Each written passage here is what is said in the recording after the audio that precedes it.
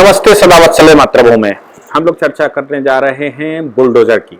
Bulldozer के विषय में बुलडोजर तो पिछले 2 दिन से विश्व प्रसिद्ध हो गया। विश्व प्रसिद्ध इसलिए हो गया कि बोरिस जॉनसन ने बुलडोजर की एक कंपनी या बुलडोजर की एक मैन्युफैक्चरिंग यूनिट में उद्घाटन कर दिया। अब मैन्युफैक्चरिंग यूनिट का उद्घाटन क्या उसके परिणाम है और क्यों ऐसा, आखिर वो जेसीबी के उस पर क्यों गए, तो इन बातों पर हम लोगों को थोड़ा सा विचार करना चाहिए। क्या है कि जेसीबी कंपनी का जो ओनर है वो एक ब्रिटिश नागरिक है। जेसीबी का जो मैन्युफैक्चरिंग है, वो इन्वेस्टमेंट है, वो भारत में है। भारत में कई एक प्लांट जेसीबी के लगे हुए हैं। बुलडोजर का मतलब हमारे यहाँ दूसरा है। और बुलडोजर केवल ये जेसीबी नहीं बनाती, बुलडोजर बहुत सारी कंपनियां भारत में बनाती हैं। अब उनमें प्रमुख कंपनियों में जेसीबी है। जेसीबी जो कुछ भी बनाती है उसमें 50% मतलब बुलडोजर जो भारत में बनते हैं उसका 50% हैवी इक्विपमेंट केवल अकेले जेसीबी बनाती है। जेसीबी ने अपना एक नया प्लांट लगाया। अब चर्चाएं बहुत सारी थी। चर्चाएं कैसी थी? चर्चाएं ऐसी थी कि साहब अमित शाह वो बुलडोजर जो है वो बाबा जी का बुलडोजर दिखाई दे रहा है, कहीं वो मामा जी का बुलडोजर दिखाई दे रहा है, और अब अमित शाह के इशारे पर जहांगीरपुरी में बुलडोजर दिखाई दे रहा था।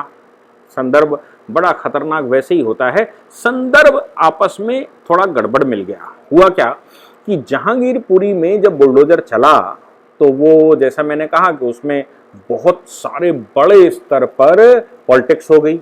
और उस पॉलिटिक्स में जहांगीरपुरी में जो रूटीन वर्क में बुलडोजर चलता था, ये रूटीन में जो रास्ते सफाई होते थे या जो एमसीडी रास्ता साफ करती थी, कभी दिल्ली सरकार की रोडें हैं तो दिल्ली सरकार भी अपने साफ करती, कोई ऐसा नहीं है कि एमसीडी अकेले साफ करती। तो उस प्रक्रिया में जो प्रक्रिया भी चल रही थी, उस प्रक्रिया में बीच में बात आई कि लोगों ने ये लिखना खूब भरपूर शुरू कर दिया कि भाई मोदी जी तो सेकुलर हो गए हैं, उनको तो वर्ल्ड प्राइज चाहिए, उनको तो विश्व लेवल पर पहचान चाहिए, वो सेकुलर सूडो सेकुलर हो गए हैं और उनमें अब दमखम नहीं रहा, इसलिए अब तो योगी जी ही हमें चाहिए। इस तरह की बातें करना लोगों ने खूब शुरू कर दिया। उसी बीच में जेसीबी के उद्घाटन के लिए, यानी कि जेसीबी के एक नए प्लांट के उद्घाटन के लिए ब्रिटिश प्रधानमंत्री पहुंच गए। और ब्रिटिश प्रधानमंत्री जो वहां पहुंचे तो फिर एक नया काम हो गया। नया काम यह हो गया कि एमनेस्टी इंटरनेशनल जैसे एमनेस्टी इंडिया, हम सब जान ही रहे हैं कि एमनेस्टी इंडिया भारत में अपनी दुकान बंद कर चुकी है। उसका कारण एफसीआरए के कानून थे। एफसीआरए कानून में अमित शाह जी ने जो प्रपोज किया उसमें ये कहा कि कोई भी इन्वेस्टमेंट, कोई भी कंपनी जो भारत में इस तरह का, या कोई भी एनजीओ जो फॉरेन फंडिंग ले रही है, वो केवल 20% ही एडमिनिस्ट्रेटिव खर्चा कर सकती है। 80% उसको जमीन पर काम करना पड़ेगा। जमीन पर काम करने से मतलब है कि वो रिक्शा बांट रहा है, मेडिसिन बांट रहा है, कोई हॉस्पिटल खोल रहा है, कहीं पंखे बांट रहा है, कहीं कूलर बांट रहा है, कहीं पानी के प्याऊ लगा रहा है, मतलब जो कुछ भी वो कर रहा है 80% उसको जमीन पर दिखाना पड़ेगा और 20% ही केवल वो एडमिनिस्ट्रेटिव खर्चे में ला सकता है। अब ये 20% एडमिनिस्ट्रेटिव खर्चे में आ जाएगा, मतलब सैलरियां उसमें निकलेंगी। 20% सैलरी पर तो काम हो ही नहीं सकता, क्योंकि इस तरह की जो एनजीओस हैं वो भारत में इन्वेस्टमेंट करके अपने लोग तैयार करती हैं, उल्टा सीधा पैसा उनको देती हैं। वो लोग दुनिया भर के बयानबाजी करते हैं, पेपर पब्लिश करते हैं और देश को बदनाम करने का पूरा लुत्फ उठाते हैं। ऐसी पोजीशन में जब 80-20 का रेशियो बना दिया हो अमित शाह जी ने, तो फिर एमनेस्टी इंटरनेशनल का यहां से भागना स्वाभाविक था। एमनेस्टी इंटरनेशनल से केंद्र सरकार ने यह भी पूछ लिया कि आप हमें यह बता दीजिए कि पिछला पैसा जो कुछ भी आपको आया था उस पैसे का हिसाब आप हमको दीजिए कि आपने कहां खर्च किया। एमनेस्टी इंटरनेशनल पैसा बताने में सफल नहीं थी, इसलिए उसने अपनी दुकान यहां से बंद करी और भाग लिए। लेकिन बयानबाजी करने में अभी भी वो पीछे नहीं है। द हिंदू में पूरा एक स्टेटमेंट छपा और वो था UK PM inauguration of JCB factory ignorant says amnesty. और उन्होंने कहा कि भाई इसमें तो ब्रिटिश पॉलिटिक्स को भी सोचना चाहिए, ब्रिटेन के अंदर के लोगों को सोचना चाहिए कि भैया इस समय बुलडोजर चल रहा है देश में, और गरीबों को, तथाकथित गरीबों को सताया जा रहा है। मुस्लिम्स की शॉप तोड़ी जा रही हैं, मुस्लिम्स की दुकानें तोड़ी जा रही, मुस्लिम्स के घर तोड़े जा रहे हैं। ऐसा एक नैरेटिव एमनेस्टी इंटरनेशनल ने बनाकर, एमनेस्टी इंडिया ने बनाकर विश्व को दिया। और इधर दूसरी तरफ बोरिस जॉनसन यहां जेसीबी की फैक्ट्री का उद्घाटन कर रहे हैं और मोदी जी करवा रहे हैं। हुआ क्या कि जैसे मैंने कहा कि बुलडोजर मैन्युफैक्चरिंग बहुत सारी कंपनियां भारत में करती हैं, लेकिन यह सत्य है कि बुलडोजर मैन्युफैक्चरिंग में 50% का जो भागीदारी है वो जेसीबी की है। आज से 2 वर्ष पहले 2019 में उन्होंने तय किया था कि हम 650 करोड़ रुपया लगभग हिंदुस्तान में लगाएंगे नई फैक्ट्रियां लगाने में। उन 650 करोड़ की जो फैक्ट्री है वो उन्होंने एक गुजरात में लगाई, वडोदरा में। गुजरात की फैक्ट्री बनकर तैयार हुई। बोरिस जॉनसन इंसिडेंटली भारत में आ रहे थे, तो कौन सी कंपनी ऐसी होगी जिस देश का इन्वेस्टमेंट हो और वो देश का प्रधानमंत्री अगर आ रहा हो और इनॉग्रेशन की बात आए तो क्यों नहीं वो कोशिश करेगा कि वो अपने प्रधानमंत्री को उसमें बुला ले। तो जेसीबी के ओनर्स ने क्या किया कि प्रधानमंत्री यहां आ रहे थे, उनसे अपनी बात सेट कर ली, चूंकि वो लॉर्ड भी हैं तो और बड़ी कंपनी है, तो उनको उन्होंने बुला लिया और जेसीबी का उद्घाटन करवा दिया। जेसीबी में बैठकर उन्होंने चला भी ली। इस बात को लोगों ने जोड़कर देखा जहांगीरपुरी की घटना से, और ये भी सत्य है कि बोरिस जॉनसन को मोदी जी सेटिस्फाई कर पाए कि जो कुछ भी भारत में चल रहा है वो लॉ एंड ऑर्डर की वजह से चल रहा है, कानूनन प्रक्रिया है, कानून अपना काम कर रहा है, इसमें सरकार का कोई रोल नहीं है। अगर इलीगल कंस्ट्रक्शन है, इलीगल ऑक्यूपेशन है, अगर रोडों को कवर करके रखा गया है, वहां पर दुकानें बनाई गई हैं, तो फिर उनको साफ करवाना भारत में एक नेचुरल प्रक्रिया है। वो अलग बात है कि जब हाईली पॉलिटाइज हो जाता है तो फिर वो सुप्रीम कोर्ट, और सुप्रीम कोर्ट के बाद ये वो सब चालू हो जाता है।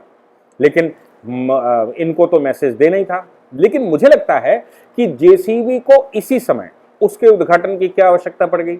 दूसरी बात मुझे लगती है कि बोरिस जॉनसन को आखिर उसको खोलने की क्या आवश्यकता पड़ी। देखिए, एक बात तो तय है कि बोरिस जॉनसन प्रधानमंत्री हैं और बोरिस जॉनसन एक पॉलिटिशियन है। कोई भी पॉलिटिशियन विश्व का कहीं पर भी जो पब्लिसिटी माइलेज है उसको नहीं छोड़ता है, ये बिल्कुल तय बात है। कहाँ चाहे कहीं का भी कोई भी राष्ट्राध्यक्ष हो, पॉलिटिशियन है, अगर उसको पब्लिसिटी मिलेगी तो उसको कभी छोड़ नहीं सकता। अब बुलडोजर भारत में इस समय अगर आप ट्रेंड देखें, ट्विटर ट्रेंड में कहीं बुलडोजर लगा दीजिए तो ये निश्चित बात है कि कई दिनों तक वो नंबर 1 पर रहने वाला है।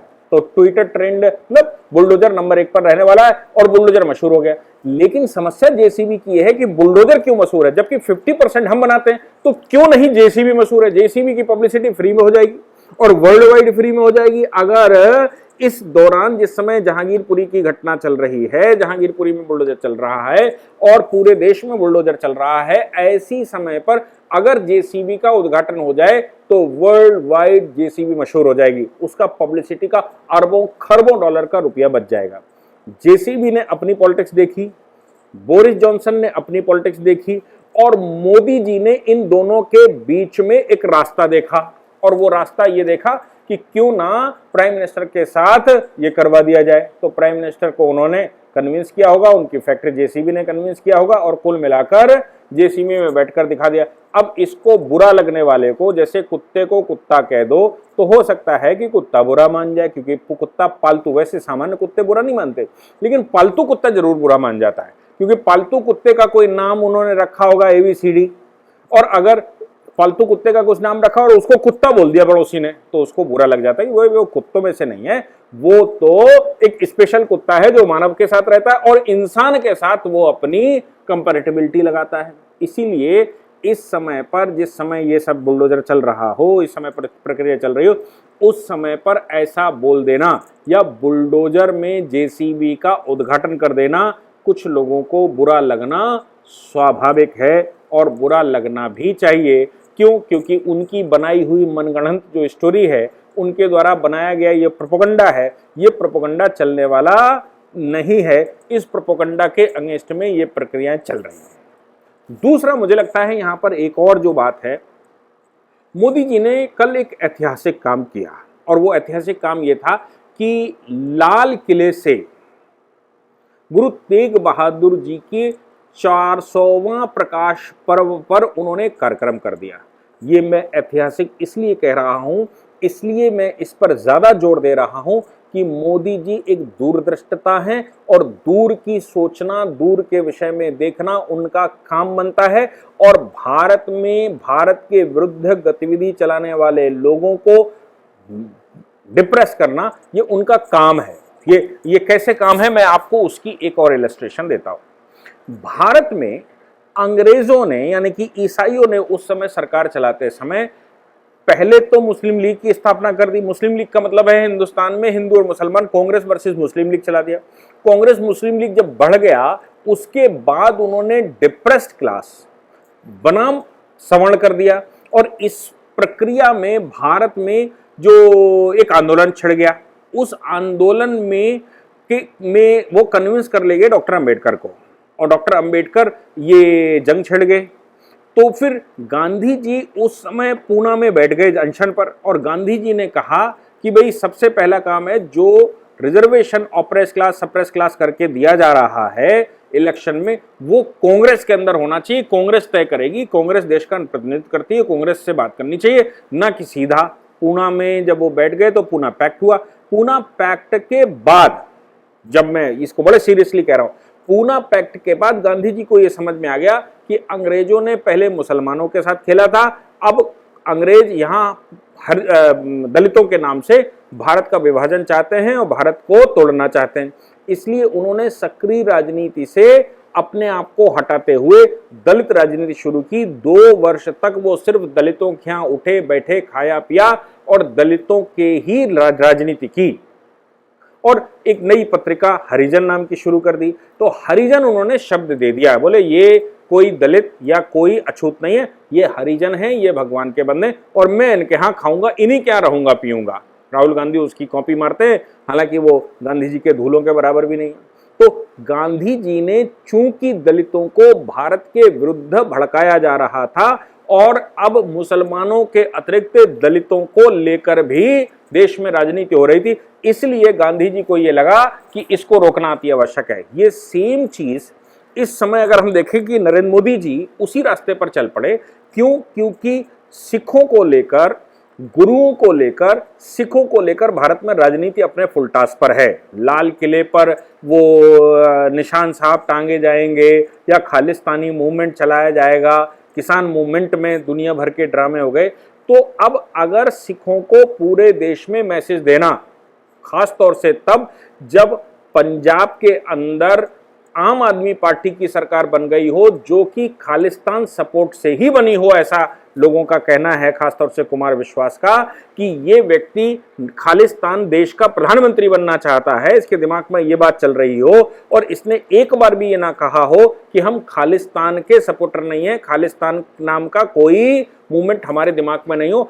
ऐसी परिस्थिति में पंजाब में मुख्यमंत्री बनते ही, पंजाब में सरकार बनते ही उन्होंने चंडीगढ़ पर क्लेम करना, भाखड़ा नागल बांध पर क्लेम करना या ऊपर हिमाचल के हिस्सों पर क्लेम करना और दिल्ली के कुछ हिस्सों पर क्लेम करना, राजस्थान के हिस्सों पर, ऐसा कह देना आते ही ये दर्शाता है कि ये सेम वही पॉलिटिक्स करने जा रहे हैं जो कभी अकाली ने शुरू की थी। अकाली का मॉडल यही था, आप अकाली को देखिए 1950 से अकाली ने यही मॉडल पंजाब सूबा बनाना और ये करना वो करना, ये है हमारा पंजाब, सिख सिख सिख सिख करके ऐसा एक मॉडल बनाने की कोशिश की थी और पंजाब को अलग करने का प्रयास किया था। अब यही मॉडल चूंकि केजरीवाल ने अडॉप्ट कर लिया, तो अब इसको कैसे काउंटर किया जाए? काउंटर करने के 2 तरीके। एक तरीका यह है कि पंजाब में सरकार गिरा दीजिए और सरकार गिराकर कब्जा कर लीजिए, ये तो भाई डेमोक्रेटिक तरीका नहीं है। दूसरा यह है कि जनता के बीच में जाइए, इनकी कहानी खोलिए और इनको बताइए कि भाई ये क्या क्या गड़बड़ कर रहे हैं और पुलिस प्रशासन, एनआईए या सीबीआई, सीआईडी के माध्यम से इनको एक्सपोज करिए। और तीसरा साधन यह है कि आप अपनी लाइन इतनी बड़ी कर दीजिए कि ये अपने आप सरेंडर कर जाए। मुझे लगता है मोदी जी ने तीसरा ऑप्शन चूज किया और इस तीसरे ऑप्शन में गुरु तेग बहादुर जी की जो 400वां प्रकाश पर्व है उस पर लाल किले पर जाकर कार्यक्रम किया, वहां से स्टेटमेंट दिया और साफ संदेश दिया कि औरंगजेब के खिलाफ कौन लड़ रहा था, हिंदू समाज को कौन बचा रहा था। क्यों गुरुओं ने शहादत दी, क्यों गुरुओं का बलिदान हुआ, और आखिर इस पूरे प्रकरण में सिखों की या खालसा की स्थापना हुई या गुरुओं का रोल क्या था। भारत की सनातनी परंपराओं में बहुत सारे समुदायों की गुरु परंपरा चलती है, उसी परंपरा में ये एक और परंपरा है, और इन सब का एकमात्र उद्देश्य कि विदेशी आक्रांताओं से भारत को बचाना। मुझे लगता है कि मोदी जी ने कल जो ऐतिहासिक काम किया, चाहे वो गुजरात में मैं बात कहूं बोरिस जॉनसन के साथ, चाहे मैं बात कहूं कि जो लाल किले पर उन्होंने ध्वज फहराया और ये प्रक्रिया की, मुझे लगता है कि इसका कोई सानी नहीं, इसका कोई जवाब नहीं, इसका कोई तोड़ नहीं। बहुत दूर की सोचकर मोदी जी ने ये काम शुरू किया है, जिससे सामान्य जनमानस, जिसके मन में केजरीवाल जी जैसे लोग जहर घोल रहे हों, उस जहर का ये काट है, ये सल्यूशन है। जय हिंद, जय भारत, वंदे मातरम।